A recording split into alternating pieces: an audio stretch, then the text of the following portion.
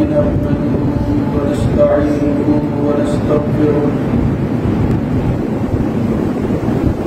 ونعوذ بالله من شرور أنفسنا ومن سيئات أعمالنا من يهده الله فلا مضل له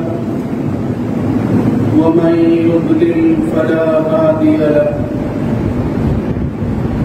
وأشهد أن لا إله إلا الله وحده لا شريك له وأشهد أن محمدا عبده ورسوله اللهم صل على محمد وعلى آل محمد كما صليت على إبراهيم وعلى آل إبراهيم في العالمين إنك حميد مجيد اللهم بارك على محمد وعلى آل محمد كما باركت على إبراهيم وعلى آل إبراهيم في العالمين إنك حميد مجيد أما بعد فإن خير الحديث كتاب الله وخير الهدى هدى محمد صلى الله عليه وآله وسلم وشر الأمور محدثاتها وكل محدثة بدعة وكل بدعة ضلالة وكل ضلالة في النار رب أعوذ بك من همزات الشياطين من همزه ونفخه ونفثه يا أيها الذين آمنوا اتقوا الله حق تقاته ولا تموتن إلا وأنتم مسلمون يا أيها الناس اتقوا ربكم الذي خلقكم من نفس واحدة وخلق منها زوجها وبث منهما رجالا كثيرا ونساء واتقوا الله الذي تساءلون به والأرحام إن الله كان عليكم رقيبا يا أيها الذين آمنوا اتقوا الله وقولوا قولا سديدا يصلح لكم أعمالكم ويغفر لكم ذنوبكم ومن يطع الله ورسوله فقد فاز فوزا عظيما رب اشرح لي صدري ويسر لي أمري واحلل عقدة من لساني يفقهوا قولي ولكل أمة جعلنا منسكا ليذكروا اسم الله على ما رزقهم من بهيمة الأنعام فإلهكم إله واحد فله أسلموا وبشر المخبتين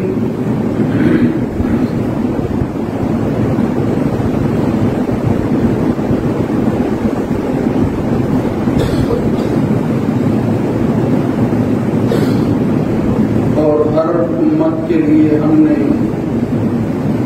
ذبح خانے یا ذبح کرنا مقرر کر دیا ہے کہ وہ اس پر اللہ کا نام لیں جو اللہ نے ان کو رزق عطا کیا ہے مویشی اور پالتو جانوروں میں سے بس تمہارا الہ ایک ہی الہ ہے اسی کے لیے تابعداری کرو اطاعت اور فرما برداری اختیار کرو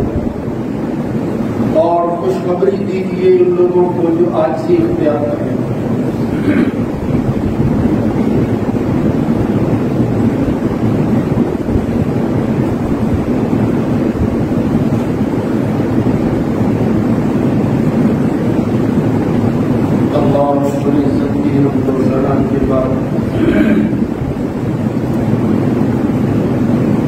السلام سید الرسل سید ولد آدم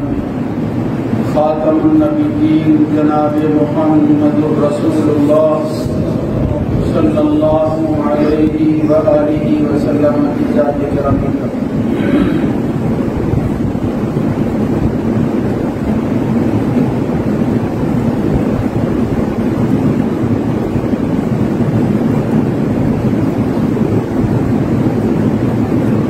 اللہ کی بندگی بالخصوص اور دوسرے لوگوں کی غلامی اختیار کرنا بالعموم اس کو عبادت کہتے ہیں۔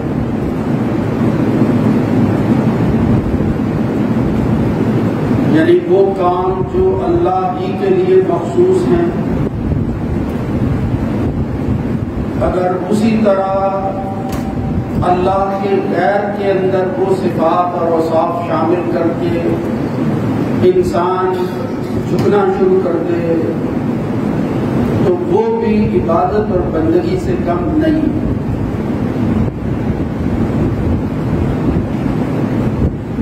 اس کی تعریف اور اس کی وضاحت کے حوالہ سے مختلف الفاظ اہل علم استعمال کرتے ہیں،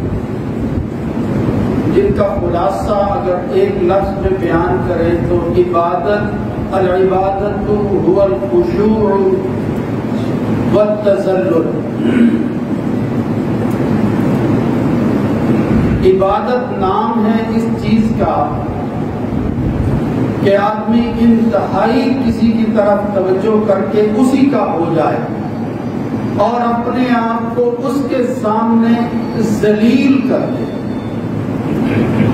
عاجز بنا دے، اس کو معزز ٹھہرا لے، وہ یہ سمجھے کہ جس کی غلامی اور بندگی میں کر رہا ہوں اس کے سامنے میری کوئی حیثیت نہیں۔ اسی لیے مسلمان بڑی عبادتوں میں سے ایک عبادت جب نماز کو ادا کرتے ہیں تو اپنی عزت کی سب سے بڑی چیز جس کی وجہ سے اس کی معرفت اور پہچان ہوتی ہے وہ اس کی پیشانی اور اس کا چہرہ اور اس کا سر ہوتا ہے، مگر وہ مومن اور مسلمان اللہ کی غلامی میں اس کو بھی اس زمین پر جو ہے وہ رگڑنا شروع کر دیتا ہے اور اظہار کرتا ہے اس بات کا کہ جس کی میں غلامی کر رہا ہوں اس کے سامنے میری کوئی حیثیت نہیں۔ ان عبادات میں اللہ تعالیٰ نے اس طرح کی ترتیب رکھی ہے کہ ان کو اپنانے کے بعد بندہ مومن کا ایک ایک لمحہ غلامی میں گزرتا ہے، اور کچھ عبادتیں اضطراری ہوتی ہیں اور کچھ عبادات کو اختیاری کہا جاتا ہے۔ اضطراری کا مطلب یہ ہے کہ وہ کرنی ہی کرنی، لازمی، یقینی ہے، فرائض اور واجبات میں سے، اور اختیاری کا مطلب یہ ہوتا ہے کہ اس میں کچھ ڈھیل ہوتی ہے، اس طرح کی کیفیت اور صورت نہیں ہوتی جو عبادتیں اضطراری میں ہوتی ہیں۔ اس کے اندر اس کی محبت دیکھی جاتی ہے، اس کا رجحان چیک کیا جاتا ہے، یعنی جب فرائض کی ادائیگی کرتے ہوئے اس کے دل کے اندر معبود اور جس کے سامنے وہ جھک رہا ہے اس کی محبت بڑھ جاتی ہے تو وہ پھر اس کے بغیر سکون محسوس نہیں کرتا جب تک کہ اس کے حضور حاضر نہ ہو۔ یہ عبادت جو ہے یہ نفلی یا یوں سمجھ لیجئے کہ اختیاری عبادت کر بھی سکتا ہے، اور اس پر اگر وہ نہ کرے تو کوئی گرفت اور مواخذہ بھی نہیں ہوتا۔ اس کی تفصیل آپ حضرات سنتے رہتے ہیں، مگر اس وقت ہم جن دنوں میں گزر رہے ہیں، جس مہینے کا حصہ ہیں، یہ عبادات کے مہینوں میں سے ایک ہے، اور ایک اسلام کا بہت بڑا رکن اعظم حج جو ہے وہ اس مہینے میں کیا جاتا ہے۔ میں نے پچھلے خطبہ میں عرض کیا تھا کہ یہ جو ذوالحج کے ابتدائی 10 دن ہیں ان کی کیا فضیلت ہے، ان کے اندر کیے ہوئے اعمال کا مقام اور مرتبہ کیا ہے۔ ان میں سے ایک آخری دن ہے جس کے متعلق حدیث میں آتا ہے، نبی کریم صلی اللہ علیہ وسلم نے فرمایا ان اعظم الایام عند اللہ یوم النحر ثم یوم القر، کہ اللہ کے عظیم دنوں میں سے ایک دن یوم نحر یعنی 10 ذو الحج کا دن، اور پھر کہا کہ اس کے بعد جو اگلا دن آتا ہے یوم القر، اگلا دن جو ہے یعنی نحر کے بعد کا دن جو ہے وہ بھی عظیم دنوں میں سے ایک دن۔ اس کا یہ مطلب ہرگز نہیں ہے کہ باقی دن جو ہے وہ عظیم نہیں ہے، مطلب نسبتاً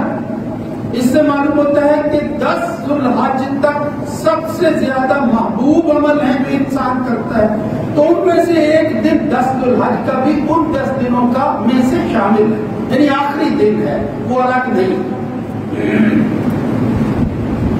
رسول اللہ صلی اللہ علیہ وسلم نے جب آخری حج کیا ہے، جسے حجۃ الوداع کہتے ہیں، اصحاب کہتے ہیں کہ خطبنا النبی صلی اللہ علیہ وسلم یوم النحر، تو یوم نحر جو ہے یہ 10 ذو الحج کو بھی حضور نے ہمیں خطاب کیا، اور پھر اس کے متعلق خاص طور پر کہا ھذا یوم الحج الاکبر، یہ جو قرآن مجید میں اللہ نے کہا ہے کہ وَأَذَانٌ مِّنَ اللَّهِ وَرَسُولِهِ إِلَى النَّاسِ يَوْمَ الْحَجِّ الْأَكْبَرِ، لوگوں کو یہ اطلاع کر دو، یہ جو اللہ حکم آ رہا ہے حج اکبر والے دن، تو وہ یوم نحر یعنی قربانی والا یا 10 ذو الحج کا دن، اس سے اس کی اہمیت جو ہے وہ اور بڑھ جاتی ہے۔ تو ان اختیاری عبادات میں سے ایک عبادت جس کی تاریخ انسان کی پیدائش کے ساتھ ہی شروع ہو جاتی ہے، عام طور پر ہم یہ سمجھتے ہیں کہ شاید وہ ابراہیم علیہ السلام کی سنت ہے، ایک حدیث بھی بیان کی جاتی ہے، یاد رکھو جس چیز کی جتنی فضیلت، جو بڑا کام ہوتا ہے جہاں اس کی اہمیت اور فضیلت جو ہے وہ قرآن و سنت میں بیان ہوتی ہے تاکہ لوگ اس کی طرف راغب ہوں، تو وہاں پھر وہ دین پر ڈاکہ ڈالنے والے لوگ یا اپنے طور پر خیر خواہی کرتے ہوئے کچھ فائدہ پہنچانے کی کوشش کرنے والے اپنے طور پر لوگ، وہ پھر ایسی روایتیں اور ایسی باتیں بھی بیان کرتے ہیں جو اللہ اور اس کے رسول کی بات نہیں ہوتی، تو یہ جرم ہے۔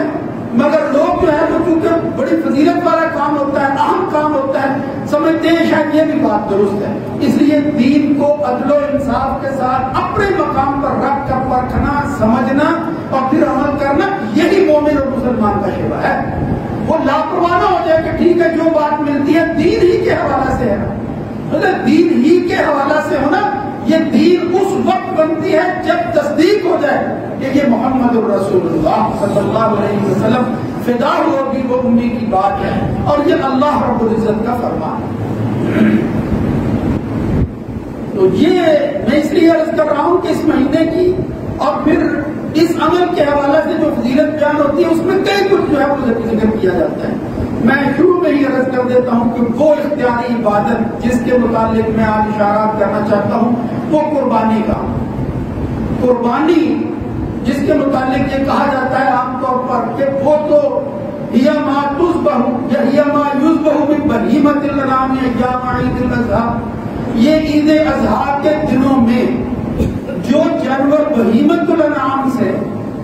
ذبح کیا جاتا ہے تقرباً اللہ یا تقرباً للہ، اللہ کا قرب حاصل کرنے کے لیے اس کو قربانی کہتے ہیں۔ ٹھیک ہے یہ تعریف جو ہے وہ غلط نہیں، لیکن اس چیز میں اس تعریف کے اندر جو جو کچھ بیان ہوا ہے اس پر غور کرنا چاہیے۔ ایک بات یہ بیان ہوئی کہ تقرباً اللہ، اگر کسی شخص کا مقصد خدا نہ خواستہ وہ اللہ کا قرب نہیں ہے تو پھر وہ قربانی اس کی نہیں ہے، وہ کچھ اور ہے۔ یعنی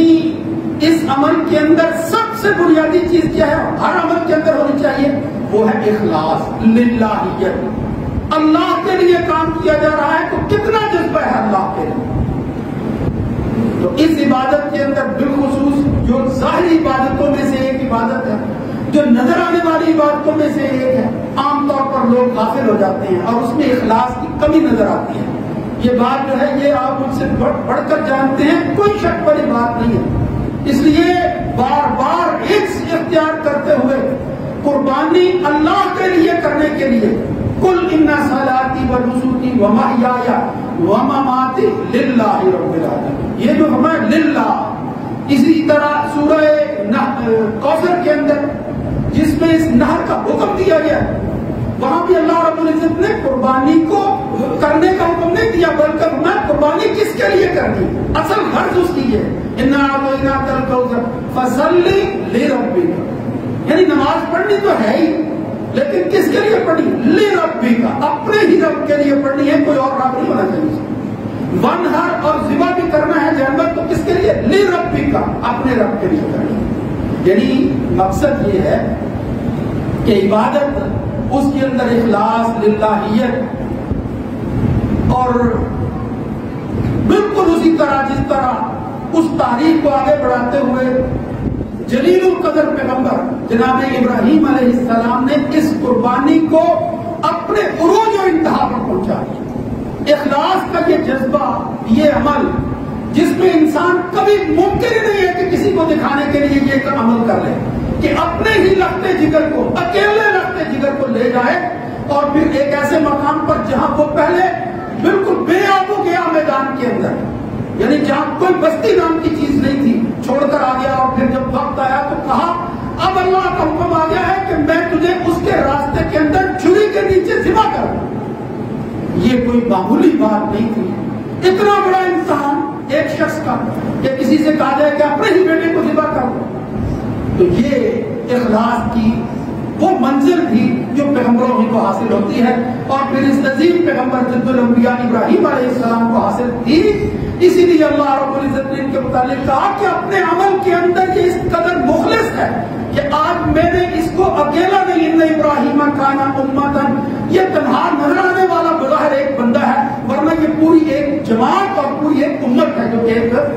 انسانی شکل کے اندر انفرادی طور پر ابراہیم علیہ السلام کی صورت میں نظر آ رہا ہے۔ کانا امتن قانتن، وہ ماننے والا بھی تھا، عبادت کے اندر جب وقت آتا تو پھر لہت و لال نہیں کرتا تھا، وہ دائیں بائیں نہیں دیکھتا تھا، اپنے مفادات کو عزیز نہیں سمجھتا تھا۔ قانتن، اللہ نے کہہ دیا ہے اٹھ جاؤ اس کام کے لیے، اذان ہو گئی ہے، پرواہ نہیں ہے، پھر کاروبار کو اسی طرح چھوڑ دیا اور پھر کہا اللہ پکار رہا ہے، اللہ بلا رہا ہے، اس عمل کی طرف بلا رہا ہے جس میں میری آنکھوں کی ٹھنڈک ہے، یہ دنیا کا مال تو ادھر ہی رہ جانا ہے۔ اس نے بڑا قانتن، بس اسی کا ہوگا للہ، اللہ ہی کے لیے پھر وہ کام کرنے والا تھا۔ اس لیے اللہ تعالیٰ نے اس کا وصف بیان کیا حنیفہ، کہ وہ حنیف ہے،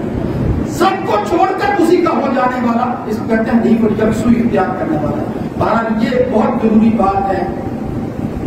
اس کے متعلق، اس عمل کے متعلق اگرچہ وقت درکار ہے، میں انشاءاللہ کو اہتمام کروں گا کہ یہ مسائل جو ہیں وہ آپ حضرات تک پہنچ جائیں۔ ہمارا ایک سلسلہ جو ہے وہ جس طرح چل رہا ہے، تو اب اس وقت صرف یہی بتانا ہے، اس عبادت کو عبادت بناؤ۔ رسول اللہ صلی اللہ علیہ وسلم کی حدیث سے تو معلوم ہوتا ہے کہ یہاں اس وقت جو کچھ ہو گیا ہے اس کی تاریخ بھی بڑی لمبی ہے، یعنی ہم جانوروں کے حوالے سے جو مظاہرہ کرتے ہیں، حضرت ابو ایوب انصاری رضی اللہ تعالیٰ عنہ سے تابعی نے پوچھا گیا کہ اے ابو ایوب انصاری، تم نے نبی کریم صلی اللہ علیہ وسلم کا زمانہ دیکھا ہے، یہ قربانیوں کے متعلق مجھے ذرا بتاؤ یہ کیا ہے؟ انہوں نے کہا اللہ کے بندے کیا پوچھتے ہو، کنا نذبح علی عہد رسول اللہ صلی اللہ علیہ وسلم، نبی کریم صلی اللہ علیہ وسلم کے زمانہ میں ہم بھی ذبح تو کرتے ہی تھے، لیکن صورتحال کان الرجل یضاحی عنہ وعن اہل بیتہ، ایک بندہ وہ اپنی طرف سے بھی قربانی کرتا، اپنے گھر والے کی طرف سے بھی قربانی کرتا، تمام افراد جو ہے وہ اس قربانی میں شامل ہوتی، ایک ہی جانور ہوتا، حتی تباہ الناس، یہاں تک کہ ہمیں یہ وقت دیکھنا پڑا کہ لوگ اس عبادت میں اپنی ذات اور نفس کے لیے اس کو فخر سمجھنے لگے،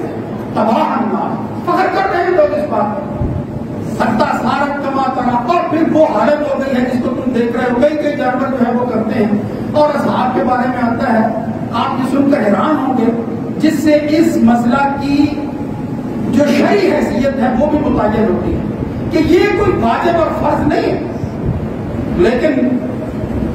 اس کا یہ مطلب ہرگز نہیں ہے کہ میں اس کی اہمیت کو کم کر رہا ہوں، جو حقائق ہیں وہ بتا رہا ہوں کہ اگر انسان اس کو اپنے ذاتی نفس کے لیے، اپنی جو ہے وہ جاہ کے لیے، اپنی عزت ہی کے لیے کرتا ہے تو پھر وہ سب سینکڑوں جانور بھی کرتا رہے، اللہ کے ہاں لن ینال اللہ لحومها ولا دماؤها ولکن ینالہ التقوی، اگر وہ تقرب الی اللہ کے لیے کر رہا ہے تو پھر اتنے جانور، وہ تو اپنے نفس کو خوش کرنا چاہتا ہے. فلاں پارٹی، فلاں جماعت یا فلاں جو ہے وہ دکاندار، اس نے اتنے جانور ذبح کیے. تو حضرت ابو ایوب انصاری کہتے ہیں کہ وہ ایک بندہ ایک جانور کرتا، اپنی طرف سے بھی گھر والوں کی طرف سے بھی ہو جاتا. یہ وہ جو کیا فرمایا یأکلون ویطعمون، وہ ایک جانور خود بھی کھاتے تھے، دوسروں کو بھی کھلاتے تھے. یہ نہیں کہ ایک جانور کھلایا نہیں جاتا. مقصد یہ تھا، اس کا یہ مطلب نہیں کہ زیادہ کر نہیں سکتا. میں اس کی صورت بتاتا ہوں تو یہ ہے کہ فخر نہیں، اللہ کے لیے یہ کام کرنا ہے. لیکن اگر آپ سمجھتے ہیں کہ ارد گرد بہت سے لوگوں نے نہیں کیا اور پھر وہ ضرورت مند بھی ہے، ایسی بستیاں موجود ہیں، مجھے اللہ نے طاقت دی ہوئی ہے، تو پھر رسول اللہ صلی اللہ علیہ وسلم کے اس عمل کو ذرا دیکھو کہ جب حضور نے حج پر قربانی کی ہے تو ایک دو جانور نہیں، پورے 100 جانور اللہ کے راستے میں ذبح کیے، پورے 100. رسول اللہ صلی اللہ علیہ وسلم نے پھر ایک ایک جانور سے ایک ایک جو ہے وہ حصہ، ایک ایک بوٹی لی ہے اور پھر اس کو پکا کر اس کا شوربہ پیتے رہے جناب علی رضی اللہ تعالیٰ عنہ اس کے ساتھ مل کر. تو اس سے معلوم ہوتا ہے کہ انسان کو للہیت اور اخلاص کے اندر اس قدر آگے بڑھنا چاہیے کہ اگر وہ زیادہ جانور بھی کرتا ہے تو یہ جذبہ ہونا چاہیے کہ میں یہ گوشت محتاجوں اور ضرورت مندوں تک پہنچاؤں گا. یہ وہاں تک بھی جانا چاہیے. یہ کوئی مسئلہ نہیں ہے کہ 3 حصے ہی کرنے ہیں اور ایک حصہ جو ہے وہ اپنے گھر میں فریجوں میں بھرنا ہی کرنا ہے. یہ کوئی مسئلہ نہیں ہے. اگر ضرورت مند زیادہ ہے سارا ان کو دیا جا سکتا ہے، اور اگر آپ کے گھرانے کے افراد زیادہ ہیں سارا خود کھا سکتا ہے. کوئی ایسی بات نہیں ہے، لیکن تعویل نہیں ہے. میں نے عام طور پر دیکھا ہے، یہاں مسئلہ بھی بیان کرتا جاؤں، یہ باتیں آپ حضرات کے سامنے ہی ہیں، یہ کوئی غصے والی بات نہیں ہے. میں جہاں کھڑا ہوں مجھے حق ہی بات کرنی چاہیے، کسی کو اچھی لگے یا نہ لگے. سب سے پہلے اس کا مخاطب میرا اپنا نفس، میری جان ہے. میں نے دیکھا ہے کہ صدقوں کے حوالے سے بے شمار صدقے ہیں، لیکن لوگ اس طرح کے سوال نہیں کرتے. اور اس مسئلہ میں ذبح کے حوالے سے، قربانی کے حوالے سے بار بار پوچھتے ہیں کہ کیا میت کی طرف سے ہو سکتا ہے، اپنے بڑوں کی طرف سے جو ہے وہ جانور ذبح کیا جا سکتا ہے، قربانی ہو سکتی ہے. مطلب مسئلہ ہے اپنی جگہ. اور یہ بھی خوش آئند بات بھی ہے کہ ہم نے اپنے مرنے والوں کو بھلایا نہیں ہے. وہ بھی اچھی اولاد ہے جو اپنے ماں باپ کو یاد رکھتی ہے، لیکن مسئلے کو بھی سمجھنا چاہیے کہ آخر یہ جانور ہی کے حوالے سے کیوں، اس کے علاوہ کبھی ان کی یاد نہیں آئی. تو یہ جو صحیح مسئلہ ہے قربانی کے حوالے سے بالکل درست، جس میں کسی کا کوئی اختلاف نہیں، کوئی مسئلے کی اختلاف بھی نہیں، وہ یہ ہے کہ میت کی طرف سے جو چیزیں جائز ہیں صدقے میں، وہ دعا ہے یا کوئی اور جو ہے وہ صدقہ اس میت کی طرف سے کیا جائے. بالخصوص یہ قربانی نام دے کر یہ کہنا کہ میرے فلاں کی طرف سے ہے، اس کا ثبوت کسی صحیح حدیث کے اندر نبی کریم صلی اللہ علیہ وسلم سے ثابت نہیں ہے. وہ جو حضرت علی رضی اللہ تعالیٰ عنہ کی بات بیان کی جاتی ہے، مشہور روایت ہے کہ انہوں نے کہا کہ میں 2 جانور ذبح کرتا ہوں، اوصانی رسول اللہ صلی اللہ علیہ وسلم یا امرانی رسول اللہ صلی اللہ علیہ وسلم کہ اذبح عنہ، کہ میں اللہ کے رسول کی طرف سے ایک جانور ذبح کروں اور ایک خود جو ہے وہ ذبح کروں. یہ بات ٹھیک ہے. اگر واقعتاً یہ مسئلہ ثابت ہوتا، اس کی تصدیق ہو جاتی کہ یہ بات نبی کریم صلی اللہ علیہ وسلم نے فرمائی تھی، وصیت کی تھی یا حکم دیا تھا، پھر تو واقعتاً جو ہے وہ میت کی طرف سے قربانی کرنی چاہیے. اگر کوئی وصیت کر کے جائے تو عمل کرنا چاہیے. اسی طرح دیگر روایتیں بھی ہیں، لیکن اصل بنیاد یہی ہے. اسی پر جو ہے وہ امام ترمذی رحمۃ اللہ علیہ نے پورا باب باندھا ہے کہ میت کی طرف سے قربانی. دوسرے اہل علم بھی جو ہے وہ باندھتے ہیں، لیکن انہوں نے اس روایت کو لا کر بے شمار بات ذکر کی ہے اور انہوں نے کہا کہ یہ محمد رسول اللہ صلی اللہ علیہ وسلم سے بات ثابت نہیں ہے کہ حضرت علی سے آپ نے ایسا کہا. اس مسئلے کی وضاحت میں انشاءاللہ مناسب موقع پر کر دوں گا. جس طرح میں نے عرض کیا ہے وہ مستقل ایک نشست ہم بنائیں گے جس میں چند افراد ضرور ہوں گے، خواہ وہ آن لائن ہی کیوں نہ ہو، جس میں یہ مسائل انشاءاللہ تفصیل سے ہم ڈسکس کریں گے تاکہ یہ جو شبہات ہیں یہ ختم ہو جائیں اور جو صحیح قرآن و سنت پر اس عمل کے حوالے سے ہدایات ملتی ہیں ان کو سمجھیں اور سمجھ کر آگے بڑھیں. یہ اتنا بڑا عمل ہے، کہیں خدا نہ خواستہ ہمارا پیسہ ضائع نہ ہو رہا ہو. تو میں نے اس کی جو وجہ سمجھی وہ یہ ہے کہ اس میں پھر نمود ہوتی ہے، اس میں نمائش ہوتی ہے. اب یہ نہ سمجھنا کہ میں فلاں بندے نے مجھ سے مسئلہ پوچھا تھا شاید اسی لیے کہہ رہے، نہیں، میں عمومی بات کر رہا ہوں کہ میت کی طرف سے لوگ جب پوچھتے ہیں تو وہ بھائیوں صدقہ ہے. اس روایت جس کا میں ذکر کر رہا ہوں، امام بخاری نے عبداللہ بن مبارک کا قول ذکر کیا ہے. انہوں نے کہا مجھے تو زیادہ پسند یہ بات ہے کہ میں اگر اپنے کسی فوت شدہ کی طرف سے کوئی قربانی کرنا چاہوں تو صدقہ کر دوں. وہ زیادہ محبوب ہے جیسا کہ یہ جانور لوگوں کو دکھاتا پھروں کہ میں نے اپنے باپ کے لیے قربانی کی، اس کی ضرورت نہیں ہے۔ ہاں اگر آپ آخری گنجائش جو ان مسائل سے اور اس طرح کی روایات سے نتیجتاً سامنے آتی ہے وہ یہ ہے کہ اگر کوئی شخص کسی میت کی طرف سے قربانی کرنا چاہتا ہے تو پھر وہ جانور پورے کا پورا صدقہ کر دے، غریبوں ہی میں بانٹ دے، اس میں سے خود نہ کھائے، وہ پھر صدقہ ہے، پھر وہ اس کا نہیں ہے، پھر وہ ان کا ہے جن کی ضرورت ہے۔ ورنہ عام جو ہے وہ صدقہ اور معنی میں ہے، وہاں خود بھی کھاتے ہیں دوسروں کو بھی کھلاتے ہیں، لیکن اگر میت کی طرف سے کرنا ہے تو پھر یہ سارے کا سارا تقسیم کرنا ہوگا۔ میرا خیال ہے کہ اس مسئلے کے بعد یہ الفاظ سننے کے بعد بہت سارے لوگوں کا شوق جو ہے وہ پورا ہو جاتا ہے۔ اس لیے میرے بھائیو یہ میری درد مندانہ اپیل ہے، سمجھو اس بات کو۔ اگر آپ واقعتاً اپنے اس دنیا سے جانے والے مردہ اپنے ماں باپ اپنی میتوں کے لیے ان تک جو ہے وہ کچھ پہنچانا چاہتے ہیں اللہ تعالیٰ کے ذریعے، تو پھر اس میں صدقہ کریں، ضرورت مند بے شمار ہے۔ اور بھائیو لوگ تو بیچارے کھانے کو ترس رہے ہیں اور ہم جو ہے وہ سینکڑوں جانور ذبح کریں، لہذا جہاں ضرورت ہو اس طرح کا کوئی کام نہیں کرنا چاہیے، وہاں ان کی ضرورت پوری کرنی چاہیے، اس کی بڑی اہمیت ہے۔ ایک اور اشارہ کر دوں، آج اس وقت ہم جس زمانے میں ہیں یہاں جو دور ہے اس میں وہ غالب قوموں کے اثرات بہت زیادہ ہیں، تو ان کے ہاں ایک نعرہ ہے، ایک باقاعدہ سوچ اور فکر پائی جاتی ہے، اس کو کہتے ہیں ہیومنزم کی سوچ، ہیومنزم یعنی انسانیت کی خیر خواہی۔ نعرہ بہت اچھا ہے لیکن اس ہیومنزم کا مطلب کیا ہے کہ کام جو بھی کیا جائے اچھائی کی شکل کے اندر وہ بندوں ہی کی خاطر کیا جائے۔ آج بھی آپ سنتے رہتے ہیں کہ یار انسانوں کی خیر خواہی کرنی چاہیے، یہ نمازیں پڑھتے رہتے ہیں، اس کی کیا ضرورت ہے، یہ زکات دیتے رہتے ہیں لیکن بندے بھوکے، یا یہ کہتے ہیں حج پر چلے جاتے ہیں اور لوگ جو ہے وہ بھوکے مر رہے ہیں۔ یہ بہت بڑا فتنہ ہے، اس کو اچھی طرح سمجھو۔ اگر ہم اس طرح اپنی طرف سے تقسیم شروع کر دیں اور اسلامی شعار کے حوالے سے کہیں کہ اس کی ضرورت نہیں ہے، یہ تو انسانیت کو اس کا کوئی فائدہ نہیں ہے، اور میرے بھائیوں یاد رکھو بندوں کے اگر آپ کام آتے ہیں اور اس میں بھی اگر آپ کی نیت یہ نہیں ہے کہ اللہ کو خوش کرنا چاہتے ہیں تو پھر یاد رکھو بندہ پتہ نہیں خوش ہوگا یا نہیں، یہ آپ کا کیا ہوا عمل کسی دنیا میں ختم ہو جائے گا، اللہ کے ہاں آپ کو کچھ ملنے والا ہے۔ اس لیے یہ ہیومنزم کا فتنہ، یہ انسانیت کے نام پر یہ جو اس وقت ہوگا اور شور ہے اور پھر یہ باور کرایا جاتا ہے۔ ایک پوسٹ جو ہے وہ کسی نے کی ہوئی تھی، وہ کسی سوشل میڈیا پر ہی، اور اس نے یہ شو کیا کہ میں نے قربانی کا جانور خریدنے کے لیے پیسے جمع کیے تھے مگر میں نے گھر کے باہر جو ہے وہ کولر لگوا دیا ہے۔ یہ دیکھو اس میں کشش کیا ہے، بندے بڑے کمنٹس کر رہے ہیں کہ بھائی بہت اچھا آپ نے کام کیا، جس علاقے میں لگوایا ہے وہاں ایک ایک گھر کے اندر 10 کولر ہوتے ہیں،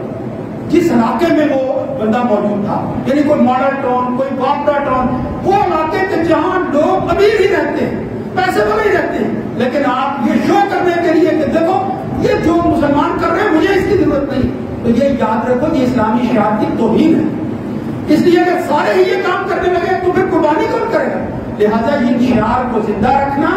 آدم علیہ السلام کے بیٹوں سے شروع ہونے والا عمل ابراہیم علیہ السلام سے ہوتا ہوا محمد الرسول اللہ صلی اللہ علیہ وسلم تک پہنچتا ہے۔ اللہ کے رسول صلی اللہ علیہ وسلم ساری زندگی قربانی کرتے رہے۔